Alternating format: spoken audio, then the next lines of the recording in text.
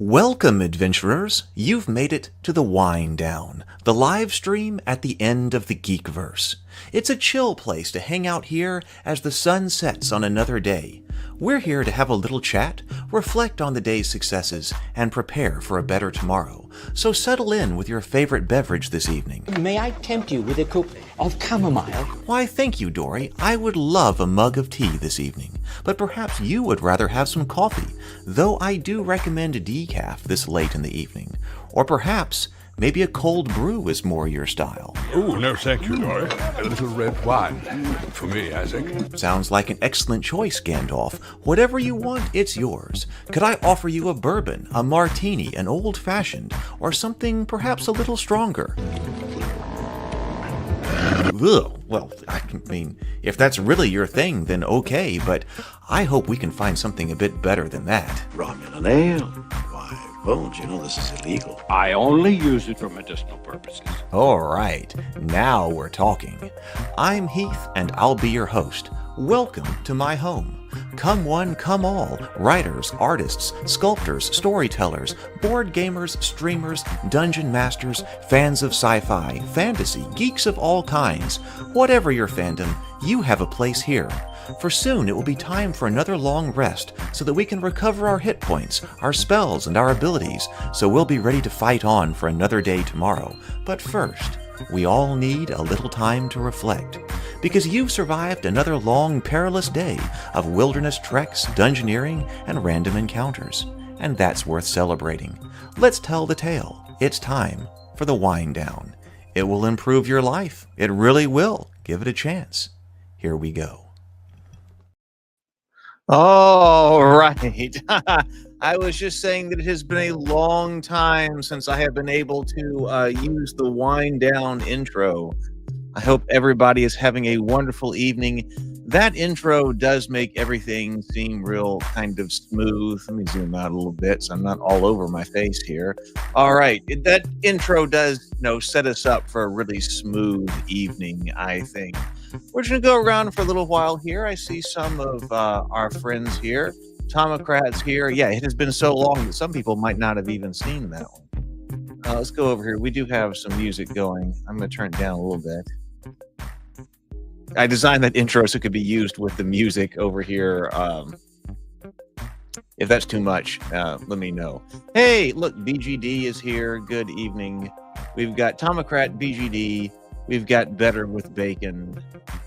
Everybody have your beverage this evening? I've got, here we go, the Fish Do Not Drink Tea mug here.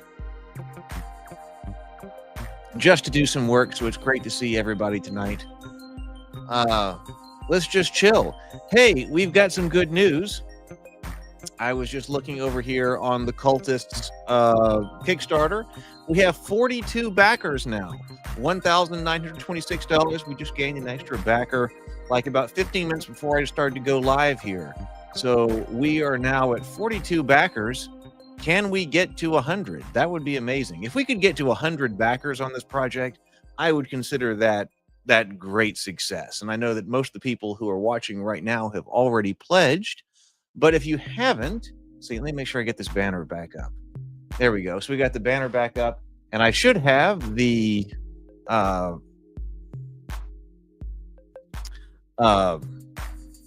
link in the description, but I will go ahead and post that right here as well.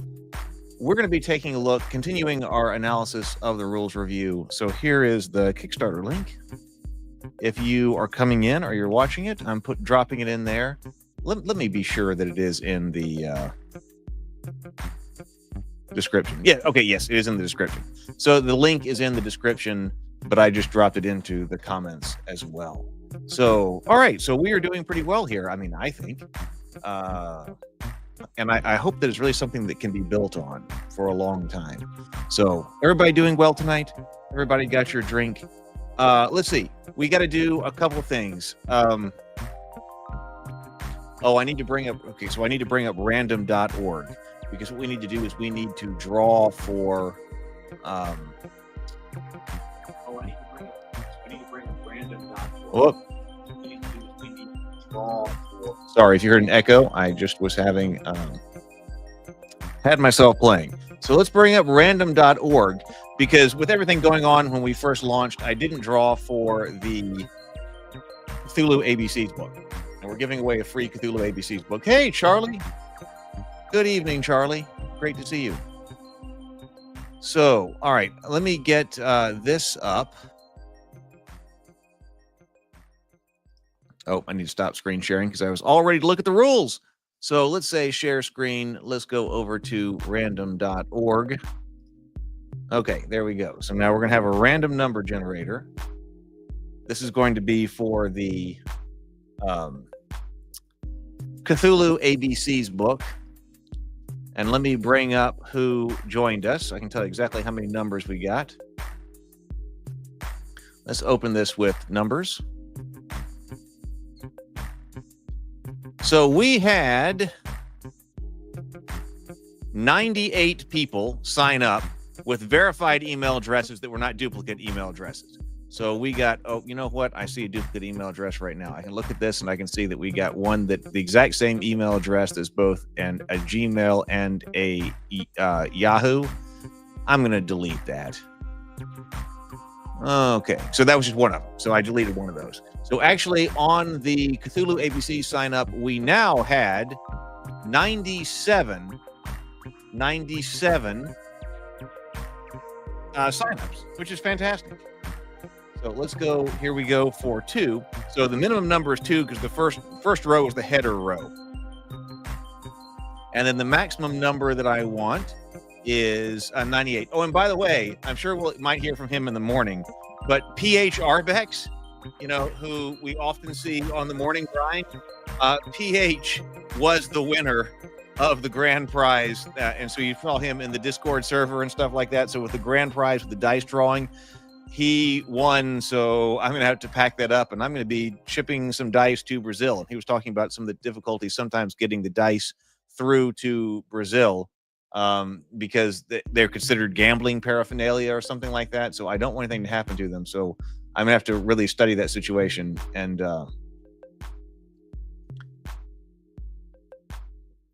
well, make sure we get it to him. But yes, that was our very own PH who had won the grand prize. Hey, Mike. Got Mike here as well. Okay, so 2 through 98. Let me verify that one more time. 2 through 98. Okay, that's right. Yeah, because the first row is the header row. Okay, so I'm going to generate. This is for a free Cthulhu ABC's book. So obviously we'll have to send this to you after the campaign ends. But here we go. Generate. Result 52. So 52. Okay. I'm not going to tell you the whole email address. But this is a Gmail address, and it is looks like Deander. And then there are numbers and other things like this following in this. But it looks like Deander, DEAND. That's what it starts with, DEAND, and it's a Gmail address. I'm going to make note of this so that email, let me put this on my master. I was working, doing tons of stuff the past 2 days, trying to get the word out about what we are doing here. And I am still way behind. But I'm going to put on my list of things to do, email. I'm going to copy this person's email address.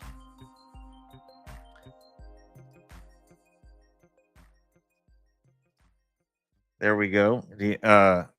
That he or she has won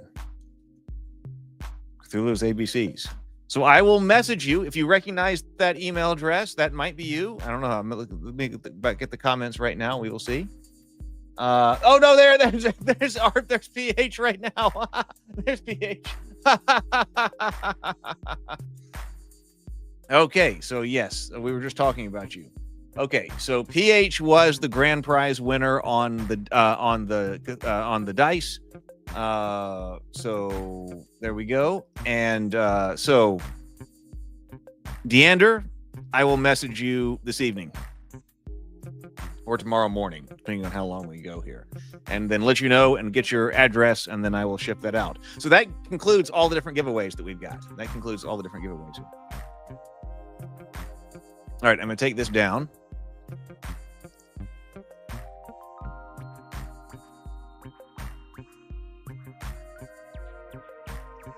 Okay.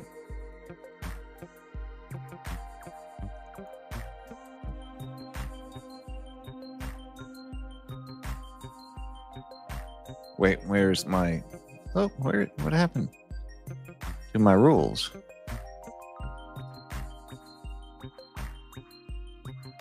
Oh, I found them. Okay. Here we go. So there we go. Okay. All right. So that we've got things we've got to make here. So what we were saying is that we're not doing traditional stretch goals here for this campaign. Instead, what we're doing is we're just going to be collaboratively working on some of the rules here, and we're going to be doing some extra live streaming like tonight. But like I said, I worked Sunday, and we did the morning grind live stream. We started this on Sunday morning, and then basically all of Sunday and Monday, I was like messaging people about what's going on here. And I'm still behind on where I really wanted to be with this. So, but we're doing live streaming like this so that we can collaborate on this. But one of the things, collaborate on some additional elements of this game and include them in the book. But first of all, we wanted to go over the rules to refresh the rules for everybody who has been helping design these on the live stream, because it's probably been 11 months or something like that since the rules have been on the streams. We've also been working on the Tales of Rabavania. But then also for all the new people can kind of take a look at what's going on. So we have already been through one rules review here, and now we're going on to chapter 3. I'm not going to worry too much about formatting here, but I was trying to figure out how to get this. Well, it's going to look something a little bit more like that. I'm not worried about all the formatting here, because I'll make that pass through that. We're talking about what's actually in the rules at the moment. I have heard this problem. PH, I've heard that same problem. Oh, I need to turn my banner back on. So the people come in, they know click the link in the description. Yes. And that link is there. They know to come in and join the campaign. But I have had that problem before shipping internationally with like Elder Dice and things like that before. I've had that problem. So we're going to try to make sure we do not have that problem with you. Want to be sure you get them.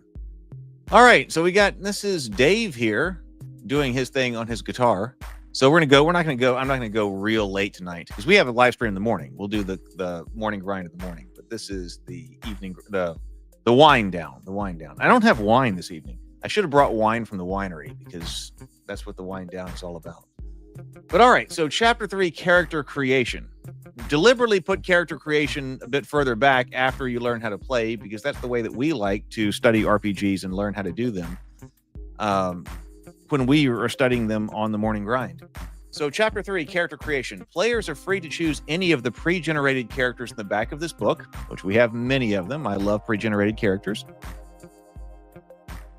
Oh, really? So that's what PH says. I learned that about that by the GameCraft staff. They aren't shipping Mint 10 games to Brazil anymore. Oh, I am sorry about that. The Mint 10 games sound like fun. Hey, let me share. This is just a thought. This is one of those many thoughts that I have to hold until much later. I'm very excited about getting this Kickstarter done and moving through this because there's been a lot going on with it. And it's a major mental hurdle to do season 1, season 2 of the Cultists, get them relaunched, get all of this relaunched.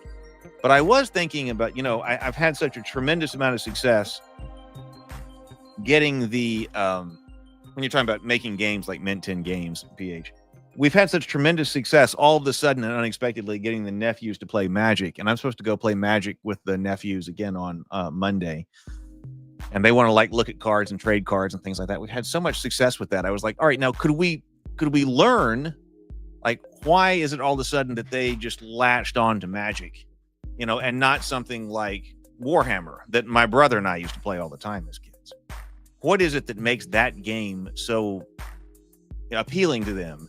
And could you distill those elements and put them into other games? I was thinking about that. I was like, okay, I can't think about that right now. But I was thinking about that while I was at the winery today.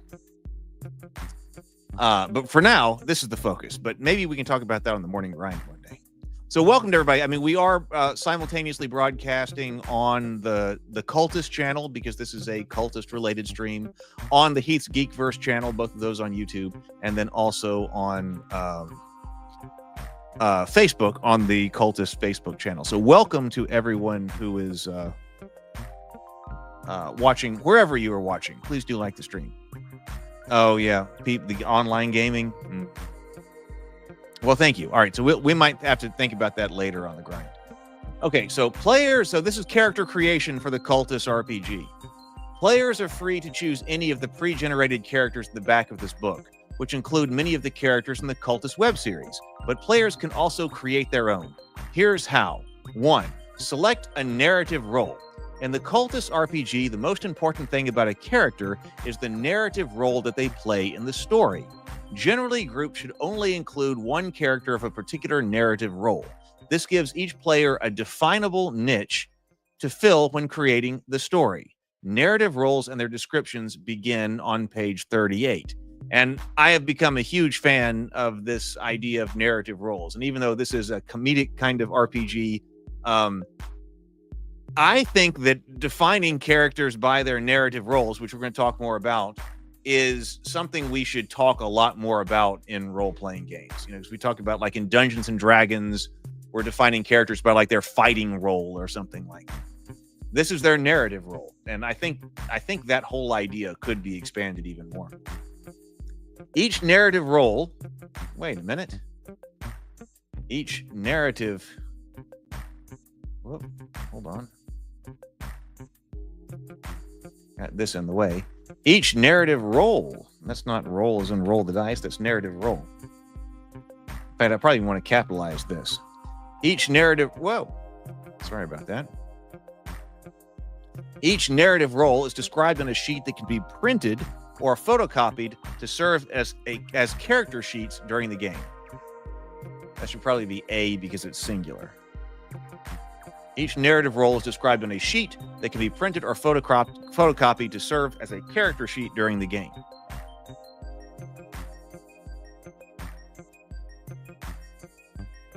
Oh, Blades in the Dark. Oh, so Better with Bacon says, I just got to play my first Blades in the Dark game, which we've looked at in the Morning Grind. The Morning Grind is the live stream I run in the mornings, Wednesday and Sunday, on the Heath's Geekverse channel, if you were just coming in. So Better with Bacon says, just got into my first Blades in the Dark game, and I loved it. I have not gotten to play one yet. Were they on Kickstarter as well? If you drop that in the Discord server, I will take a look at it. Each narrative role has, okay, so 2.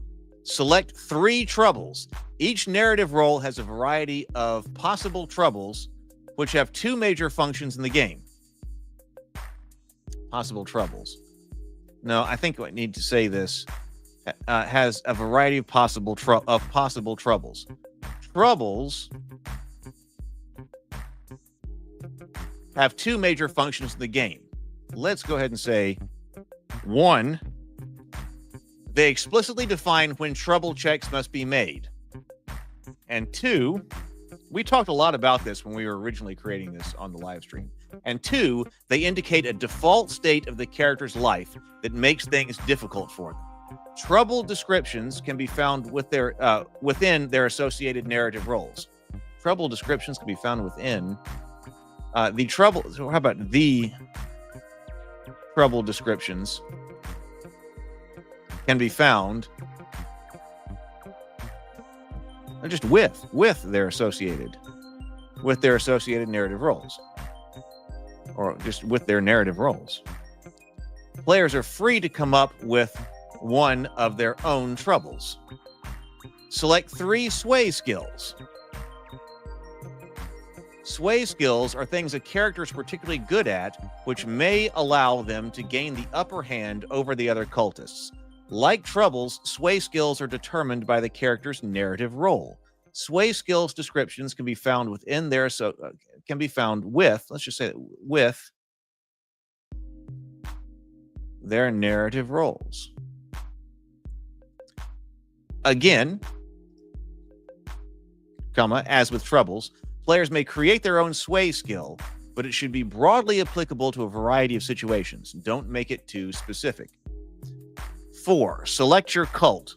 Perhaps the most interesting thing about playing the Cultist RPG is being a member of a cult that worships one of the many Lovecraftian gods. Players are free to combine their narrative roles with membership in whatever cult they choose. The group may all choose to be part of the same cult, or might choose to be from a variety of different cults, like in the Cultists web series. Let's italicize that. The group, why don't we say the players? The players might all choose to be part of the same cult, or they might choose to be from a variety of different cults, like in the Cultist web series. Cult descriptions begin on page 50. Hey, Doc Flamingo, good to see you. Good to see you this evening. I like the evening streams. I'm kind of digging the evening streams. And I tend to work best in the evenings. And actually, the morning grind live streams were originally a way to force myself to get up and do things in the morning. But I'm very productive in the evenings, and I do like the evening streams. It's been a while since we've had one. I'm still trying to negotiate with Doug. I hadn't heard back from Doug when we want to do the season 2, the Cultist season 2 discussion. Brianna's up for it. I wrote to Doug, but I have not heard back from him. Let me check just to make sure he hasn't messaged me. Okay, he has not messaged me back. But we may do a watch party tomorrow night. That way we do the watch party for anyone who hasn't seen it yet, and then do a discussion next week. We'll see. I'm still trying to get everybody together on that. Okay, review your cult special abilities is number 5. Each cult has a variety of special abilities that allow some of their uniqueness to have a mechanical impact on the game. Players should review these abilities, but should not select one until the first opportunity to use one comes up in play. This was important. We decided we didn't want to say, okay, choose which one you want, but you don't know which one's actually going to come up in play. So we decided that you're going to be able to choose your skill when it actually comes up in play. Oh, I have an opportunity to use this one, so I'm going to choose it. So that maximizes your opportunity to potentially use your ability from your cult. So each cult has a variety of special abilities that allows some of their uniqueness to have a mechanical impact on the game. Players should review these abilities, but should not select one until the first opportunity to use it comes up in play. Once chosen, that special power may not be changed for the remainder of the game, but it may be used in multiple scenes. If players are playing the same characters across a campaign, clear the character's special ability selection at the start of each game session. Special abilities can be found with their associated cult descriptions. Within their associated cult descriptions. That sounds fine to me. Have I been capitalizing cult in general? I don't think I have. So I'm going to lowercase that. Indicate the character has 1 courage point. This can be done by taking a courage token if the players are using them, or by marking it on the character sheet. Everybody starts with 1 point of courage. 7, name your character. 8, define any other relevant details. The player may define anything else they feel is important about the character, including their appearance. I guess that maintain parallelism, that should be there. Including their appearance, clothing, speech patterns, and quirks. There's Acantha. I really like that picture of Acantha right there. So here we go. So these are your narrative roles. And I think I got them largely formatted right so that they are all on a single page, because that's what you would print off to be like your character sheet. This is basically your character sheet. The caretaker. You frequently take charge of critical tasks and see to the well-being of your fellow cultists. However, your dedication to supporting others leads you to overlook your own aspirations and desires, often resulting in personal setbacks. You got your character name, the cult, the power that they have because of the cult, and then roll a trouble check, DC 6, 2, and you choose 3 of your troubles here. Prioritize self-care, address a personal challenge, assert yourself in an interpersonal conflict, or confront or discipline someone, and there's a blank space where you can add your own if you like. So remember, so when we're talking about these troubles, we talked a lot about how they needed to be written. And I think we ended up nailing it. Because we say that we say select 3 troubles. Each narrative role has a variety of possible troubles. Troubles have 2 major functions in the game. 1, they explicitly define when trouble checks must be made. And 2, they indicate a default state of the character's life that makes things difficult for them.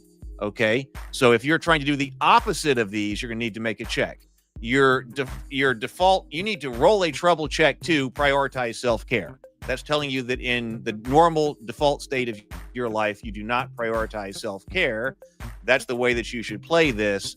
But in the event that you need to act contrary to that, you must roll a trouble check in order to prioritize self-care. And then attempt to gain sway, DC 5, by, choose 3, assisting someone by resolving their dilemma, demonstrating your worth to another, complimenting someone with specificity, or mentoring someone in a new skill, or choose your own. Okay? Asides. Remember, you can only do one. You've got 3 different types of asides, and the asides, if you are new here and you're coming in, the asides, this is supposed to replicate the feel of a mockumentary TV show, where oftentimes the characters do an aside to the camera, right? And they will talk directly to the camera crew, like they do in the Cultists show, right? So in this case, you have 3 different types of asides. 1 will uncover a hidden truth. 2 is hint at future events, or 3 tease or jest at another character's expense. But you can only do 1 of each type once per game. Only do each type once per game. You can do 3 asides per game, but it has to be different types, right? So that allows you to check those off. So every character type, every narrative role should have those down there. Courage, that allows you to, if you don't have tokens or something, record how many courage tokens you have, and then if you have sway or not, if you're not using something else. We did a lot of work on creating these, and I think they came out really well. So number 2, the conflicted. You love the cult life. You really do. But there are other things you love as well. Your band, chasing tail, beer, the bowling league, or something else that draws your attention from the elder gods. Other cultists certainly disapprove. Name cult power. Roll a trouble check, DC 6, to maintain cult secrets from non-cult friends. Place the cult above your own needs. Prioritize the cult over mundane interests or friends. Effectively communicate with cultists who do not share your mundane interests. Attempt to gain sway, DC 5, by handling a mundane situation more dedicated cultists don't understand. Drawing upon your network of contacts in the mundane world. Employing your mundane skills to impress others. Shocking your fellow cultists by being competent in the mundane world. Or, and then you add your own, and then we have your place for asides, courage, and sway. Okay, so good so far, I think. The critic. You're extremely dedicated to your god. Others don't live up to your high standards, and you don't mind calling them out. However, your constant scrutiny of others can blind you to your own imperfections. Name cult power. Roll a trouble check, DC 6, 2. Rectify an issue of your making. Display compassion and support. Accept criticism gracefully. Acknowledge vulnerability. 5. Persuading someone through harsh criticism. So, attempt to gain sway, DC 5, by persuading someone through harsh criticism. Highlighting someone's imperfections with precision. Deceiving someone into achieving your goals. Or arguing with someone to concede their position. Then likewise, we've got the asides, courage, and sway. The dandy. You're the ultimate showstopper. Your impeccable style, flair, and captivating gaze leaves others in awe. There's no room for improvement in your flawless self, at least according to you. Character name, cult power. Roll a trouble check, DC 6, 2. Show humility. Empathize with others. Do anything low-key. Be helpful without reward. Blank, fill in 1 if you'd like to add it. Attempt to gain sway, DC 5, by impressing others with your style and panache. wooing someone, improving someone by being their wingman, fin man, or style coach. Control the room non-verbally. And then your asides, courage, and sway. The Elder Goth, and this is the one that Bacon named. This is a great one, the Elder Goth. Somehow, some way, you manage to live a cult life that's mostly detached from the concerns of the mundane world. You are what every neophyte cultist wants to be. You have a hangout. We should say hangout. You have a hangout.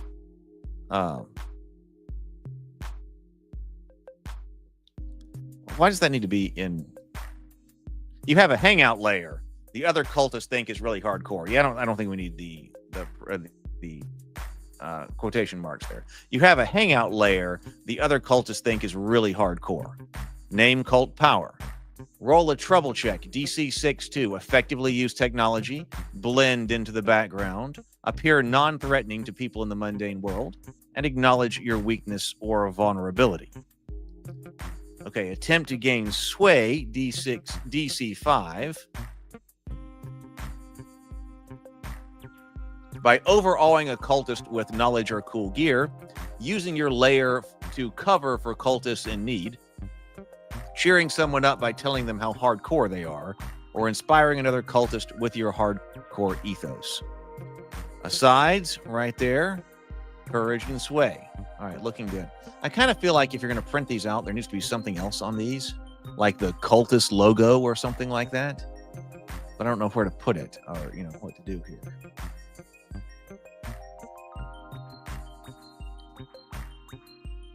A lot of stuff is already taken up. I guess it would have to be like over here or something. I don't know. Maybe not necessary. I don't know. The Fanatic. You're a true believer, completely dedicated to the elder gods and obsessed with bringing them back to the earth. No, this says your believe. You believe. That doesn't even look right there.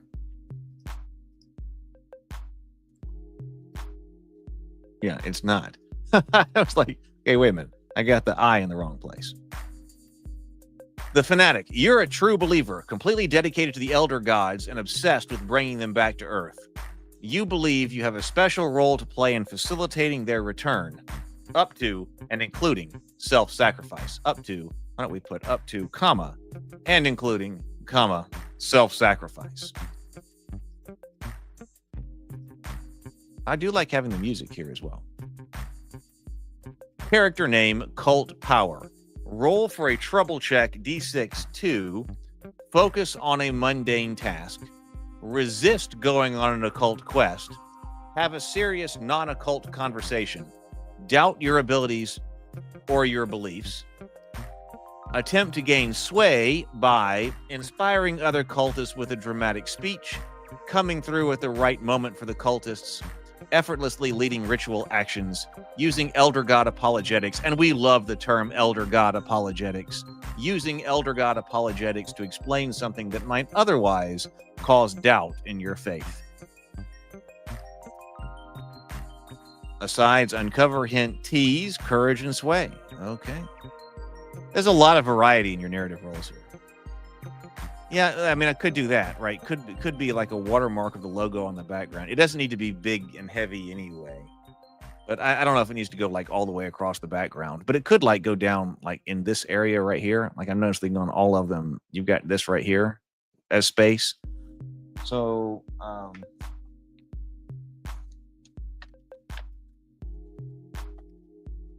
I think we do need to add that in. I think so. Where's the pen? Here it is. Add logo to the cultists. Narrative roll sheets.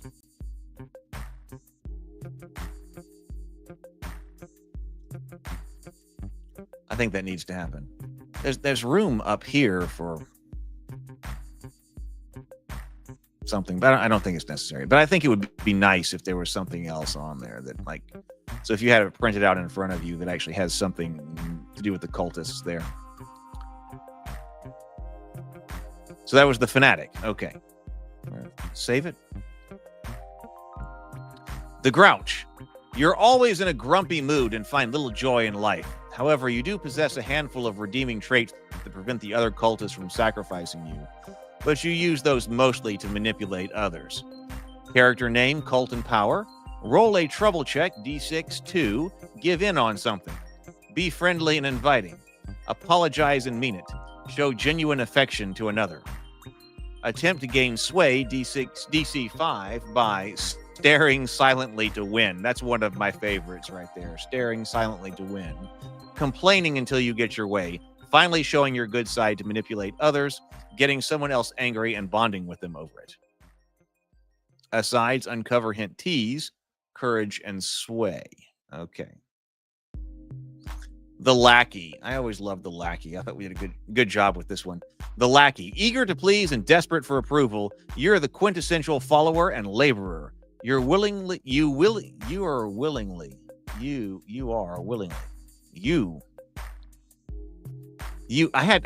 remember I had to do a lot of work on these descriptions because when we first wrote these descriptions, we didn't have them in the layout. And so I had to cut material from it. So that's probably why like some of those things are wrong. It's probably right when we wrote them out long form, but I like only had a certain number of lines up here during the actual layout because I had to get the whole character sheet on a single 9x6 page. So eager to please and desperate for approval, you're the quintessential follower and laborer. You willingly carry out orders and thankless tasks without question, craving validation. Despite your loyalty, you're often taken advantage of, overlooked, and undervalued. Character name, Cult and Power. Roll a trouble check, DC 6-2. Go against the group or say no. Yeah, Tomocrat says, yeah, have it maybe off the corner, like 2/3 showing. I think that's what needs to happen. Our janky brand of Cthulhu Vector, I feel like needs to make an appearance here at least.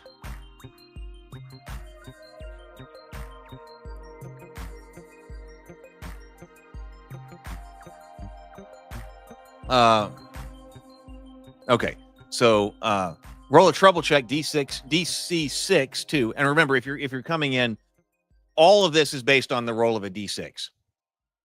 So you've got to roll a 6 on a D6, but you can use your courage that you have in order to roll extra dice. And if any die meets the DC check, then you've passed. So the trouble checks are hard to do, but remember also that the trouble checks are one of the things that will help make the game end well for you. If you're able to put yourself in a situation where you're able to actually overcome one of your troubles and go against your nature to do something better, then that's one of the ways that the game ends well for you. You know, at the end, that's one of the ways. And then also you get more courage points if you're able to overcome your trouble. You can't just automatically, say, I'm going to go, because there has to be some kind of consequence to saying, it really matters now. My default state is to never go against the group, right? Never go against the group, never say no.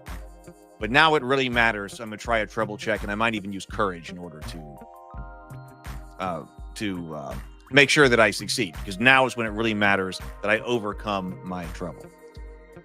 So roll a trouble check, DC 6, to go against the group or say no. Stand up for yourself. Choose sides in a conflict or be confrontational. Climb the social hierarchy of the cult. Very difficult for you, climbing the social hierarchy of the cult. Attempt to gain sway, DC 5, by completing a menial and or monotonous task. Very good at that. Going unnoticed as you're seen as inconsequential. Impressing someone with your attention to detail. Being prepared so as to meet the needs of others. And of course, we got the blanks. Asides, uncover, hint, tease. There we go. Let's see. Also, we should probably say, I'm going to go ahead and put the link to the Kickstarter campaign if anybody's watching again right now. Because, like I said, I think it would be amazing. Link to the Cultist Kickstarter. It's in the description, but I'm putting it into the comments again. I think it'd be amazing if we get to 100 backers for this campaign. The RPG is on the campaign page. So there we go. That would be fantastic, I think, if we were able to get that. How many Anybody come in? Let's just check. I sent out some emails today, and people probably don't check them until the evening, or most people probably don't check them until the evenings anyway. Oh, yes, we have gotten. PH came in, so PH is pledged. Thank you, PH. PH has come in, and also Stephanie is pledged. So we've gotten 2 pledges here. So PH came in. Thank you very much, PH. And then also Stephanie E. I won't say the whole name, but Stephanie E. also has come in since the last time that I checked. So, all right, we got 2 pledges since the last time I checked before the stream started. So that's fantastic. Thank you very much. Let's keep going here. Okay, the LARPer. Now this one's great because a lot of these were based on the roles that were in either the low stakes book, and I guess I should say that again on this stream as well. This RPG is based on the RPG Low Stakes that was written by Craig Campbell. He allowed me to create a derivative of his RPG because he wrote this RPG Low Stakes that was basically an RPG that was supposed to bring like the mockumentary humor of what we do in the shadows to the gaming table. So, but when we evaluated it on the Morning Grind live stream over on the Heath's Geekverse channel, we realized that this is kind of perfect to do the Cultists. And so reached out to him, and he allowed me to do this adaptation of this. And so these different narrative roles, they're different inspirations here. Some of them came from the kinds of narrative roles that he had. Some of them came directly from the kinds of narrative roles that are inside the Cultists. And then other ones were narrative roles that we thought of as we were on the Morning Grind live streams. And I think the LARPer was one of the ones that was thought of as we go. The LARPer, you aren't totally convinced by this worshiping elder gods thing, but hanging out worship, that seems like we say the elder gods everywhere. I don't think that's gonna, that doesn't destroy us as far as our formatting goes. You aren't totally convinced by this worshiping the elder gods thing, but hanging with cultists is really cool and you seriously dig their aesthetic. And hey, they accept you. So why not? On the other hand, they may just be keeping you around to be the next sacrifice. So character name, cult, and power. Roll a trouble check DC 6-2. Choose 3. Demonstrate true occult knowledge. Break character even when necessary. Recognize others' true opinions or actual danger. Operate independently or act decisively when alone. Attempt to gain sway, DC 5, by resolving a conflict with rock, paper, scissors. I love that one. I love that one. So I was like, what's going on in here? We need... I was like, wait, so what did exactly that mean? Because a lot of people in the chat said use that one for the LARPer. And apparently in a lot of LARPs that rock, paper, and scissors is used to resolve conflict. I didn't know that. But that's why. So that's in here. And I think that's hilarious. Accomplishing a task heavily dependent on luck. Fast talk the uninitiated into doing what you want. Or undertake a task other cultists think is difficult or dangerous. Then we have your sides, courage, and sway. Oh, please do like the stream. Yes, whether you're on Facebook or on YouTube, either on Heath's Geekverse or on the Cultists. If you're not over on the Cultists channel, maybe I can put that in the comments because it would be nice if people who are interested in the Cultists saw more of this. So let me see if I can get the this particular stream. Yep. This is the... Oh, hey, Strange Meanderings. Hey, Strange Meanderings. Great to see you tonight. Thank you for being with us. So this is the stream on the Cultist channel. If people are over there, maybe other people. There are like 10,700 backers on 10,700 subscribers over on the Cultist channel now, which is incredible. Channel right there. Maybe if it's watched, liked, whatever, maybe more people over there will see it. I am the creator, producer, and co-writer of the show, and I also play Steve in season 2. Let's see. So then we go over to the Maverick. The Maverick, you're a wild spirit who scoffs at the very notion of rules.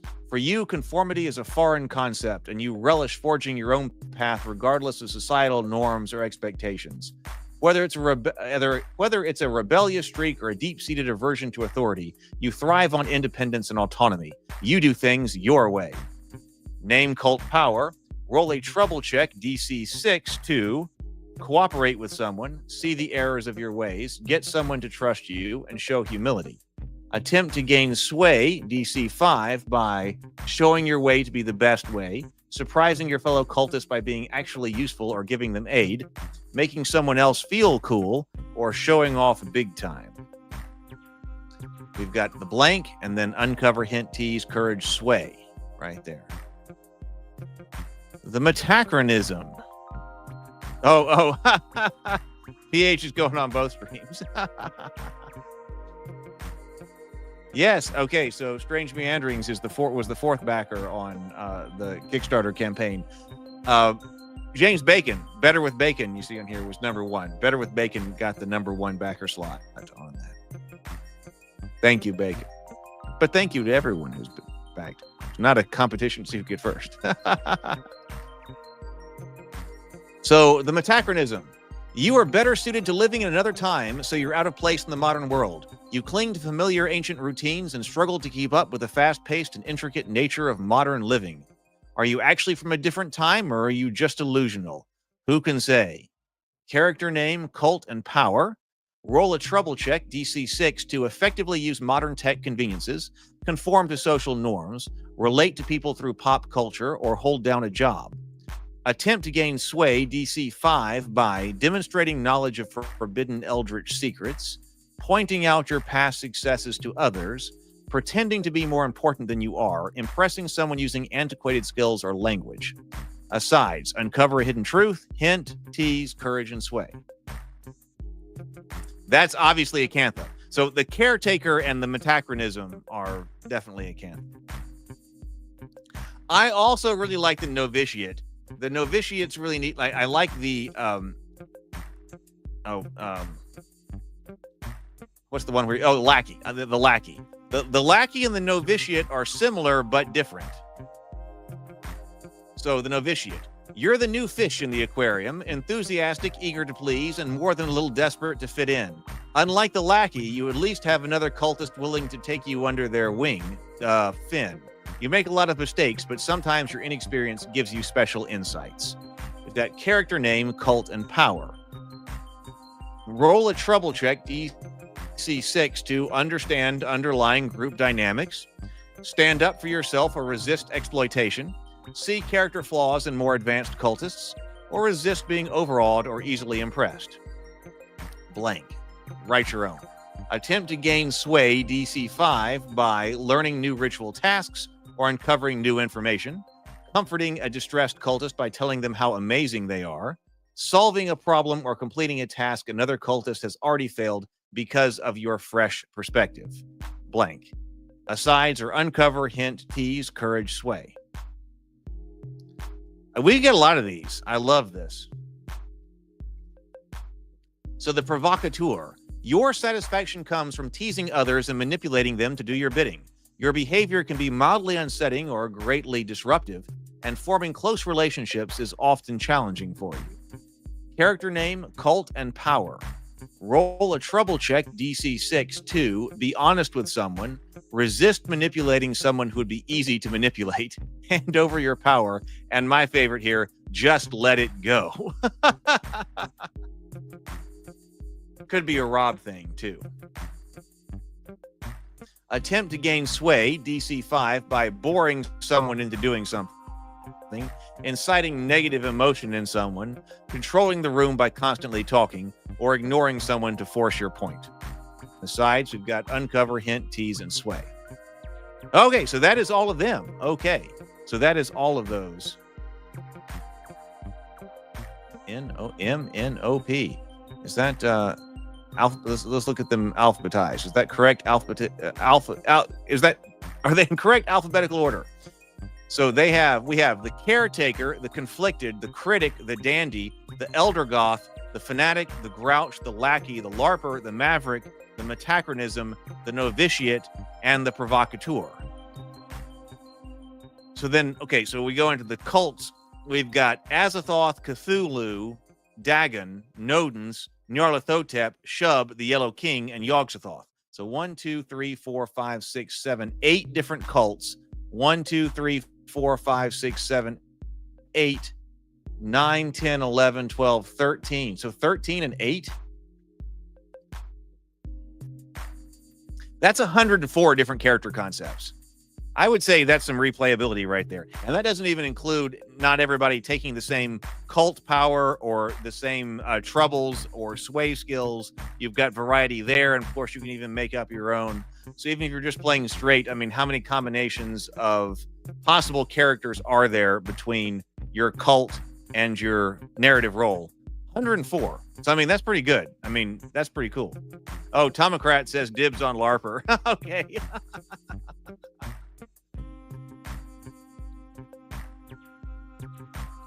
Let's take a look. We got, I was planning on going for an hour, so we still have time. Let's go ahead and go down to the cults. Okay, so the cults. A major part of the fun of the Cultist RPG is undoubtedly stepping into the role of a zany worshiper of a Lovecraftian god, especially because of the power that comes with it. Each of the cults have 3 special abilities that a member of the cult can wield. Remember, it's best if players do not select which of the powers they'll take at the start of the game, but choose their power based on narrative opportunity. Although once chosen, it cannot be changed for the remainder of the game session. The following special abilities are written.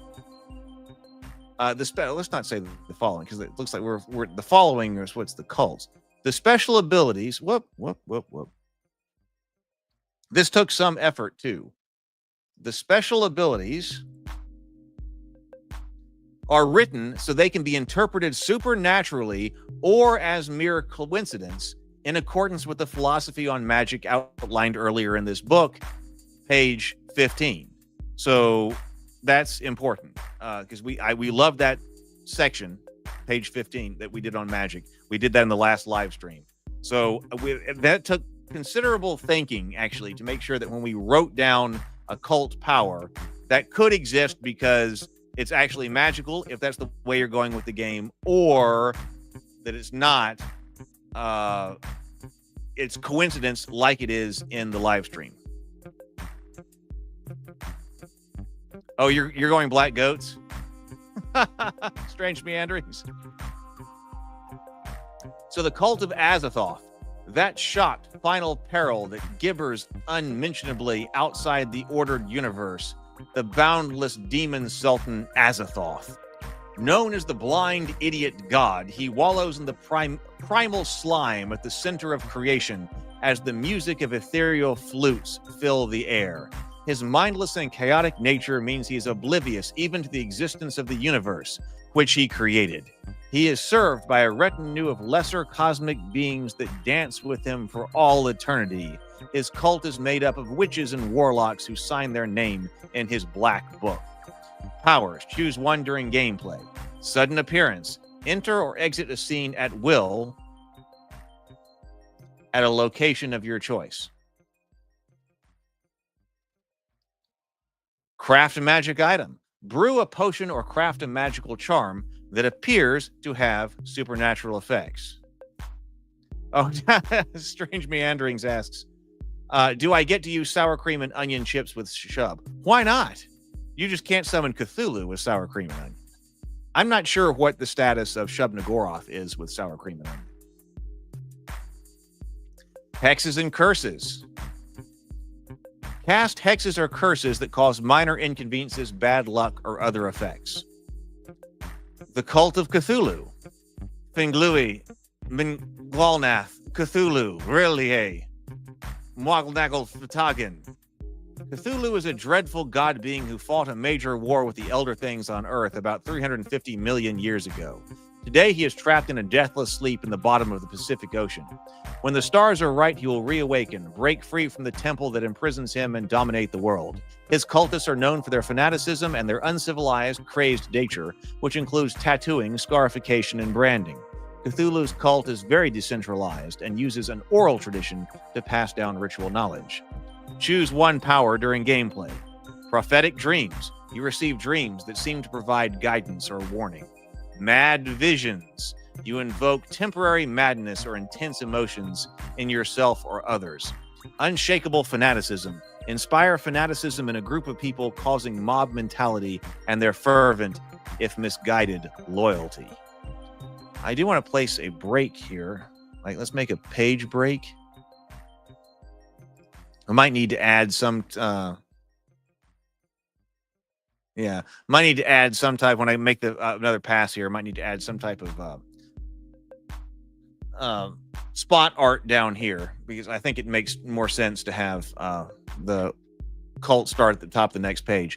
The Esoteric Order of Dagon, undoubtedly a debased quasi-pagan thing imported from the East a century before. Hey, Sable. Great to see you. Sable says an hour late. Good to see a Tuesday night stream again. I know. I was just telling everybody that how much I was enjoying the evening streams.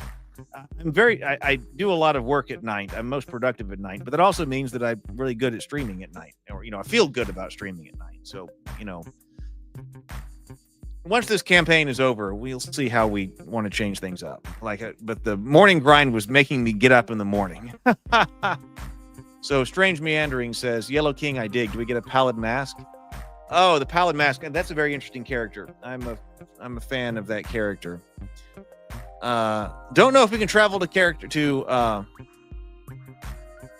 Carcosa. We will see. So the Esoteric Order of Dagon. Okay, so I think we said that. Undoubtedly a debased quasi-pagan thing imported from the East a century before. Father Dagon is a powerful sea creature revered as a god by the Deep Ones, over whom he and his consort Mother Hydra hold dominion. While serving Cthulhu as his chief celebrant under the sea, Dagon maintains an elaborate social structure among the Deep Ones. Legend suggests his palace lies within the Mariana Trench, which would explain the prevalence of his cult among many Pacific Islanders. Although often depicted as a bestial merman, Dagon's true appearance is uncertain. Rituals involving seawater and blood have been used to commune with him, granting believers mystical powers. His cultists have a long tradition, tracing their lineage all the way back to the biblical Philistines. Powers. Choose one during gameplay. Fortune of Fishes. Your rubber fish familiar speaks to you, giving you cryptic knowledge of future events or hidden secrets. Second Oath. You have the knowledge necessary to lead your cultists in forbidden rituals that might solve their current problem. Mesmeritic Presence. You can draw people's attention and hold it, seeming to captivate those you are speaking to. Now, the Cult of Nodens, hoary and immemorial Nodens, the Lord of the Great Abyss. That's one that we're going to make. So we're going to have a deliberate work stream one day while we're running this campaign to make the Cult of Nodens. So we will write up the Cult of Nodens here on stream and put it into the book. So that one is still to come. So stand by. We're going to continue to stream, and we'll do a work stream. This is our first pass through here to, let everybody remember what we're doing, including myself. Everybody remember what's in here, make a pass through the book. But that's one of our work streams. We need to make the Cult of Nodens. The Cult of Nodens was going to appear, or it did appear in an early draft of the Cultists, as the Rangers and the Hunters. And, when they were being pursued by the Cultists, the Yellow King, our intrepid cultists decided to go out in an early draft into the woods to try to find Cultists of Nodens to help them. So there we go. So that's why I figured it would be a good idea to put it back in. Let's see. Well, I don't know. Maybe he did see Dagon down there. So, right. Yeah, rubber fish familiar. Do we not have that? Oh, yeah. Okay. So the Fortune of Fishes. Your rubber fish familiar speaks to you, giving you cryptic knowledge of future events or hidden secrets. Yes. Okay. The Cult of Nyarlathotep. And where Nyarlathotep went, rest vanished, for the small hours were rent with the screams of nightmare. Nyarlathotep, also known as the Crawling Chaos and the Black Man, is seemingly unique among the Elder Gods because he has taken an active role in the affairs of humanity throughout history. His cultists ardently believe his most famous manifestation was an Egyptian pharaoh who reshaped religious beliefs and established an enduring magical tradition. But his influence extends beyond Egypt. It includes ancient Central and South American civilizations as well as Asiatic shamanistic sects. Powers. Choose one during gameplay. Master of Disguise. Adopt a disguise so as to go unnoticed, blend into different environments and situations. Propagandist of the Elder Gods. Spreading rumors and manipulate public opinion, influencing a large group of people to believe or act in certain ways. Historical knowledge. Access ancient and obscure knowledge to solve puzzles, interpret prophecies, or impress others. I'm going to do another page break right here. Page break. Okay. Let's see.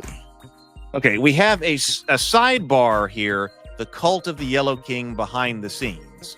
Okay. The newspeak, right? So our sidebar for the Cult of the Yellow King says, in the Cultist web series, the supposed cultists of the Yellow King are the villains of the story. But it's not even clear the Yellow King's cult actually exists. They might only be a figment of the main character's imaginations. This could be the case in the Cultist RPG as well. However, earlier versions of the Cultists, let me put that in italics right there. Oh, I got to go into here.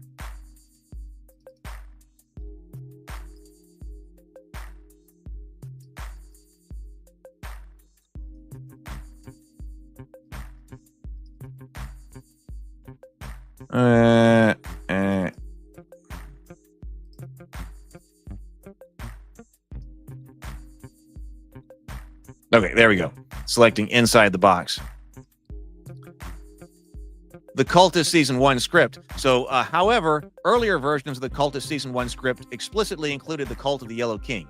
They represented a much more organized, structured, and capable cult, deliberately meant to contrast with the antics of the main characters. Such a cult could absolutely be introduced into the game as a foil for the major characters, but the players, or the game master if there is one, might also decide the Cult of the Yellow King is a more normal cult that player characters might belong to. If so, the group should create suitable powers for the cult that fits their vision of the Yellow King in the game. The version of the Cult of the Yellow King presented here is only one possible interpretation. So we're going to also add in the Cult of the Yellow King, which is right here. I might need to move that sidebar. We'll look at that on like the final pass. But that's our sidebar, because we are going to go ahead and include, that's another work day while we're doing this, writing the Cult of the Yellow King up. At least one possible interpretation. Probably a more normal kind of cult. We will see. Like normal kind of cult that a player character would play in the context of the story. So the Cult of Shub. All hail the black goat of the woods with 1,000 young. Shub Nagoroth is an ancient goddess of fertility, revered as the mother of all abominable creatures. Her worship spans civilizations and eras, from ancient temples like the supposed Copper Temple of the Goat in Mu to secretive modern covens. Her worshippers conduct secret rituals in forests and sanctify the wilderness in her honor. And tales of her cult's resurgence, from the Movian high priest's petrified body to the mysterious Naglub and his ancient scroll, intrigue and terrify those who delve into the mysteries of the Black Goat of the Woods. So, powers, choose one during gameplay. Seduction and charm. Use supernatural charm to seduce or influence others, making them more pliable to your suggestions. Dominion. Exercise an overpowering presence that can force others to obey your commands, either through fear or admiration.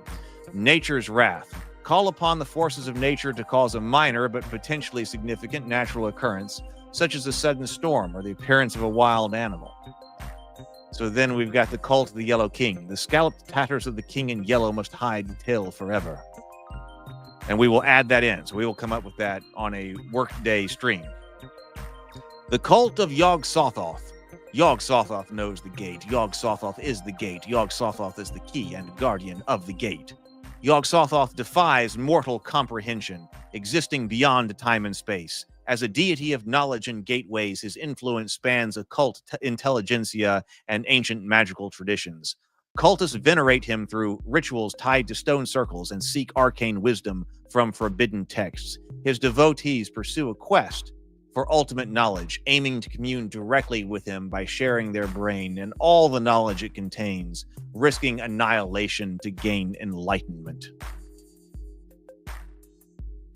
Hey, okay, Timothy. Hey, good to see you. Timothy Kilgore says, looks like a cult meeting. There's two here. Well, there are actually 15 people watching right now, which is fantastic. It looks like, Timothy, you're coming through on Facebook, and that's fantastic. We don't see too many people from Facebook over here, but I'm so glad you're here. We're streaming on 2 different YouTube channels. We're streaming on the Heath's Geekverse YouTube channel, which is my main channel, but then also specifically on the Cultists YouTube channel. So welcome to Timothy. It's very glad to have somebody from Facebook come through. I'm glad that somebody has noticed. We've got lots of followers on Facebook, but I don't see a lot of people on the live stream. So welcome, Timothy. In fact, do I have a drink? Oh, I do. So here's to you, Timothy. First time seeing you in chat. So here's to you. Yeah, me too. Mike says, glad to see Facebook people are speaking up. I am too. I mean, there's a lot of them. There's like 9,500 people who follow the Cultists Facebook page. I mean, which is a lot. I mean, there's 10,700 that are subscribed to the Cultists on YouTube, and then another 9,500 that have liked followed. I get followed, whatever it is, the Cultists Facebook channel. So page. So it'd be great to have more people, have more Facebook people here. Tomocrat says, maybe set up for session 0 what the cult maybe set up for the session 0 what cult or the rival cult so players don't select them. Yeah, actually that's something that you could mention. Let me think about that. Where would you put something like that? Like session 0 recommendation?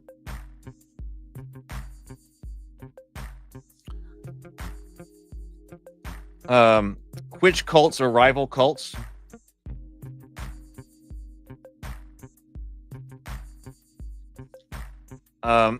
And should not be chosen, because that seems like something you'd collaborate on.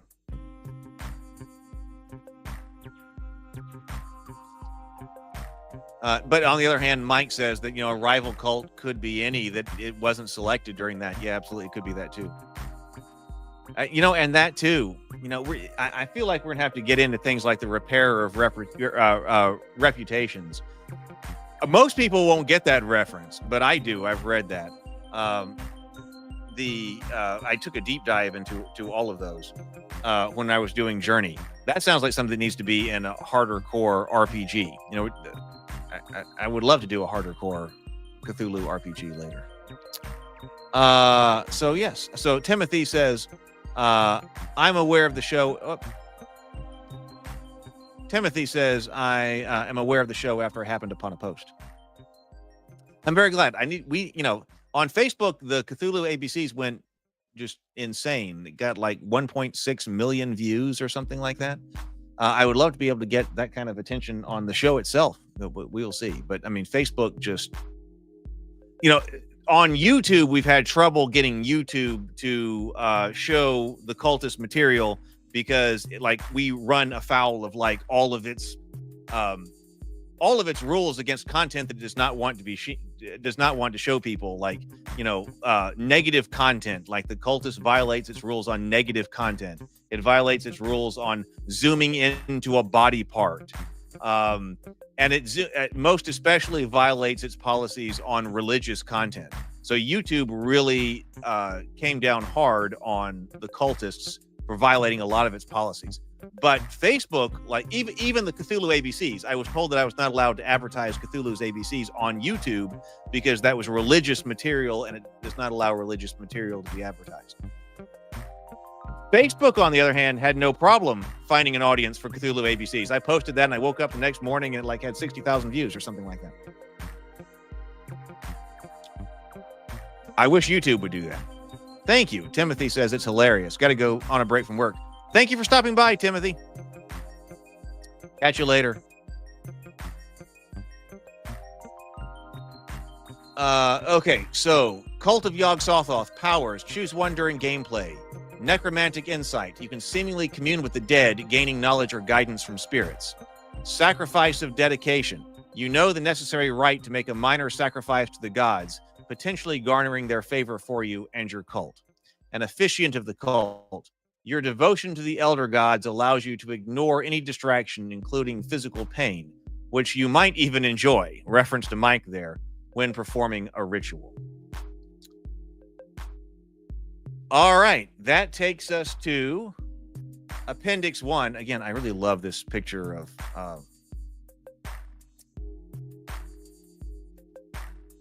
Ben here, and that will get us to the pre-generated characters. And see, we've got some of these, and we have some characters to work on too. So we've got like Acantha. This is Acantha as the metachronism.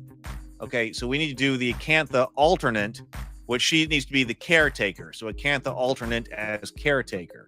We've got Ben here. We'll look at these maybe tomorrow morning. So I guess we'll do it tomorrow. But like Bloop, that still has to be created. Carrie, Dave, Evander, Garrett. So Evander is a warlock of Azathoth. Garrett is a ranger of Nodens. So we need to know what Nodens is before we can create Garrett. Garrett was one of the names of the characters in one of those early drafts. Mike, yep. Rob. I need to be sure that I change up. We got a B in Rob that is capital when it should be lowercase, we noticed. Rob alternates. This is the Rob who is the critic. But also I believe it's the provocateur that Rob could be. Shay is the maverick. Sherry is the elder goth. Oh, we hadn't created Steve. Oh my God, we hadn't created Steve. Okay, so Steve will be one of the ones to work on. Okay, I have got to go.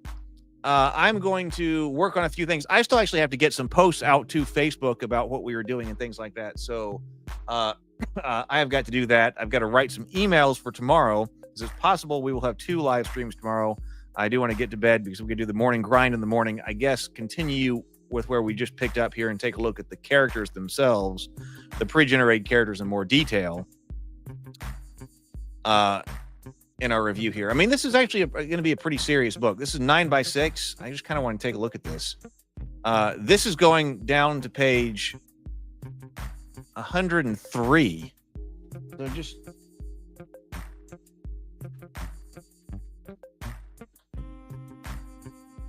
Here's the index card. The index card RPG. Like I said, this is scope creep. It happens to me quite a bit. But it's about the same size. So 103 pages.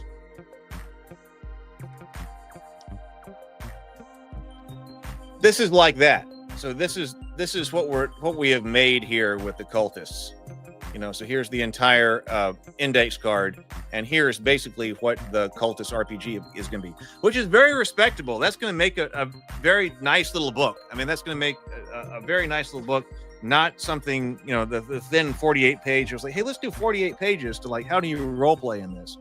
So this is more than doubled that. So that's going to make a really nice book. We'll probably add a few more pages to it by the time we're at the end. Including what Mike was talking about, including we need at least one more page that's got like the rules overview in it. So, all right. Bigger than Knave 2? Okay.